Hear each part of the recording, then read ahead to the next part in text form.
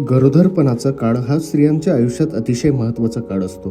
पण डिलिव्हरीसाठी नेमका उत्तम काळ कोणता याचे उत्तर बऱ्याच स्त्रियांना माहिती नसते.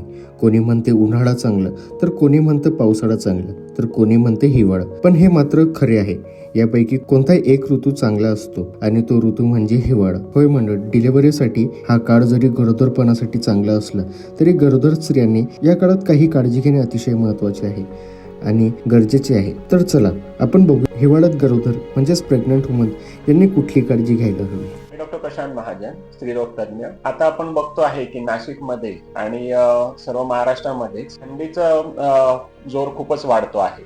पारा खूपच खाली चालला आहे. तर अशा वातावरणामध्ये गर्भवती स्त्रीने आणि जे नुकतेच जन्मलेलं बाळ आहे त्या संदर्भात बाळाच्या आईने काय काय काळजी घ्यायला पाहिजे त्या संदर्भात आज आपण बोलणार आहोत. तर सर्वात आधी तापमान वाढ कमी झालं आहे. आपल्याला थंडीपासून बचाव करण्यासाठी गरम कपडे घाला, उबदार कपडे जे आपण सगळे करतोच. लहान बाळाला विशेषतः नवजात बाळ असतं त्यांचं बॉडी टेम्परेचर पण कमी होत असतं. त्यामुळे त्याला प्रोटेक्ट करण्यासाठी त्याला नेहमी गुंडाळून ठेवा आणि झोपताना शक्यतो आई आणि बाळ दोघांनी बरोबर झोपावं, म्हणजे आईच्या शरीराची ऊब बाळाला मिळते, दूध यायला मदत होते.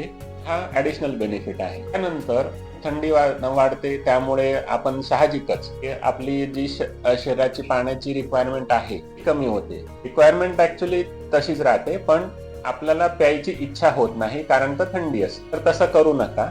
हायड्रेशन मेंटेन करणं हे खूप गरजेचं आहे. त्यामुळे थोड्या थोड्या वेळाने थोडं पाणी करून पित राहायचं. साधारण दिवसभरातनं कमीत कमी 2-1 लिटर पर्यंत तरी पाणी गेलं पाहिजे. आणि हीच बाब लहान मुलासंदर्भात पण लागू होते. बाळाला दूध व्यवस्थित पाजलं पाहिजे. बाळाचं दूध पितंय की नाही हे कसं कळेल, तर साधारण एक अंदाजे लक्ष ठेवायचं की बाळाने दिवसभरातनं कमीत कमी एक 7-8 वेळा तरी सू केली पाहिजे. सू करतंय व्यवस्थित, स्किन नॉर्मल आहे, स्किनला सुरकुत्या नाही पडत आहे, तर याचा अर्थ बाळाचं हायड्रेशन मेंटेन आहे. हे आपल्या स्वतःच्या स्किन बद्दल पण तसंच. जर ड्राय जास्त दिसते आहे याचा अर्थ तुमचं पाणी पिण्याचं प्रमाण कमी आहे. लगवेला जास्त गरम होते आहे, जास्त डार्क होते आहे, मात्र पाणी प्यायला वाढवलं पाहिजे. त्यात महत्वाचं अजून एक की बऱ्याचदा दिवसभर गरम पाणी पिणं काही लोक प्रिफर करतात, तर तसं करू नका. त्यातनं 2-3 वेळा गरम पाणी ठीक आहे, पण पूर्ण दिवस गरम पाणी नका घेऊ. त्याने तहान भागत नाही आणि बॉडी कुलिंग होत नाही प्रॉपरली. दिवसातनं 2-3 वेळा गरम पाणी ठीक आहे, पण इतर वेळेस नॉर्मल टेम्परेचरचं पाणी घ्यावं. बरोबर भूक थोडी हिवाळ्यात लागते, जेवण व्यवस्थित करणं गरजेचं आहे. वेळेवर जेवण करा आणि निसर्गाने आपली सगळी व्यवस्था करून ठेवलेली आहे. त्यामध्ये ज्या गोष्टी अवेलेबल असतात जसे की फ्रुट्स, जनरली सिट्रस फ्रुट्स आपल्या ह्या सीझन मध्ये असतात. तरी मोसंबी गोष्टी तुम्ही खा. ते खाल्लं, मोसंबी खाल्लं की मला सर्दी होईल म्हणून मी खात नाही, त्यात हे उलट आहे. आपण हे विटॅमिन सी युक्त सिट्रस फ्रुट्स म्हणतो आपण त्यांना, ते जेव्हा त्याचं सेवन करतो तर हे विटॅमिन सी आपली इम्युनिटी वाढवते आणि आपली इम्युनिटी वाढली तर हिवाळ्यात जे कॉमन इन्फेक्शन असतं, फ्लू इन्फेक्शन असतं, व्हायरल इन्फेक्शन असतं, त्यापासून आपला बचाव होतो. आईचा बचाव झाला तर ऑब्व्हियसली बाळाचा पण होणार. एकापासून दुसऱ्याला ते पसरत राहतं. गोष्टी आहारात घेणं गरजेचं आहे. तर क्राऊड मध्ये जाणं शक्यतो टाळायचं. तर मग अशी मी म्हटलं की व्हायरल जास्त असतं, व्हायरल इन्फेक्शन, तर ते टाळण्यासाठी खूप जास्त लोकांच्या कॉन्टॅक्ट मध्ये येणं टाळायचं. घरात पण असताना किंवा बाहेरही गेल्यानंतर वारंवार हात धुणं गरजेचं आहे. जशा पद्धतीने आपण कोविड मध्ये प्रिकॉशन घेत होतो त्याच पद्धतीनं वारंवार हात धुणं गरजेचं आहे. सेफ्टी प्रिकॉशन आपण घरात पाळायचे, म्हणजे व्हायरल इन्फेक्शन आपल्या घरापासून दूर राहील. काय स्किन समजा झालीच, मॉइश्चराईज करणं गरजेचं आहे. मॉइश्चराईज करण्यासाठी मॉइश्चराईज 2 प्रकारे होतं, एक बाहेरून आणि एक आतून. तर बाहेरून म्हणजे आपण मॉइश्चरायझर जे जनरल वापरतो, पण त्यात पण शक्यतो फ्रॅग्रन्स फ्री मॉइश्चरायझर असलेलं बेटर. आणि आतून म्हणजे काय, तर हायड्रेशन.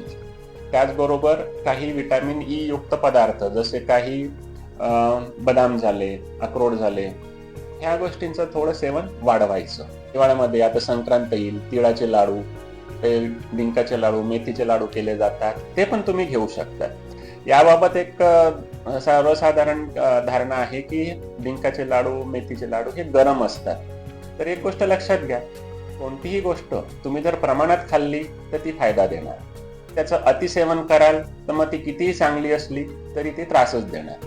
म्हणून तुम्ही प्रमाणात खा, तुम्ही खाऊ शकता, काही प्रॉब्लेम नाही. मध्ये फ्लू वॅक्सिन घेणं पण एक महत्वाचं असतं की आपल्याला फ्लूपासून प्रोटेक्ट करण्यासाठी फ्लू वॅक्सिन दिल्या जातात. त्या गर्भवती स्त्रीला पण दिल्या जातात आणि बाळाला पण दिल्या जातात. तर आपल्या स्त्रीरोग तज्ञाच्या सल्ल्याने, पिडियाट्रिशियनच्या सल्ल्याने त्या वॅक्सिन मात्र नक्की घ्या.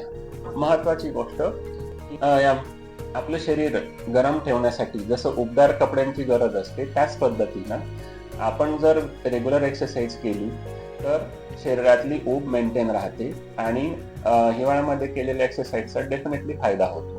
गर्भवती स्त्रीने ज्या लाईट एक्सरसाइजेस आहेत, ज्या त्यांच्या स्त्रीरोग तज्ञाच्या सल्ल्याने ज्या त्यांना सांगितल्या असतील त्या नक्की कराव्या.